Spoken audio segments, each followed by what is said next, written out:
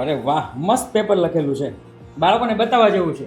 અહીંયા આવો, જો વિભાગ સી કઈ રીતના લખ્યો છે ને હું તમને બતાવું. ચાલો ઝડપથી જો, આ વિભાગ સી નો 31મો દાખલો છે. ક્લિયર? અહીંયા જો માઇનસ વાળી રકમ ઉધાર પ્લસ વાળી જમા છે, બાબત જે લખેલી છે 3માંથી 3 ગુણ. અહીંયા વ્યવસ્થિત આમ નોંધનું ખાનું કાઢી દેવાનું. ત્યાર પછી જો 32મો દાખલો, લાભ ત્યાગનું સૂત્ર છે, લાભ આવેલું છે નીચે, પ્રોપર ત્રણેય વિગત લખેલી છે 3 ગુણ. ત્યાર પછી 33મો સવાલ છે.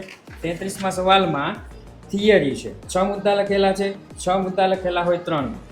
ત્યાર પછી તો કે ત્યાર પછીનો 3 આમ નોંધ છે, ઘણી વખત 5 આમ નોંધ પૂછાય છે, ઘણી વખત 3 આમ નોંધ પૂછાય છે, 3 ગુણ. ત્યાર પછી 3 ને 3 6, 9 10 11 12, અહીંયા ટોટલ 12 લખવામાં આવે છે. આવી રીતના વિભાગ સી ચેક કરવામાં આવે છે. વિભાગ ડી પણ આપણે જોઈ લઈએ તો વિભાગ ડીમાં 1 2 3 એન્ડ 4 4 ગુણ.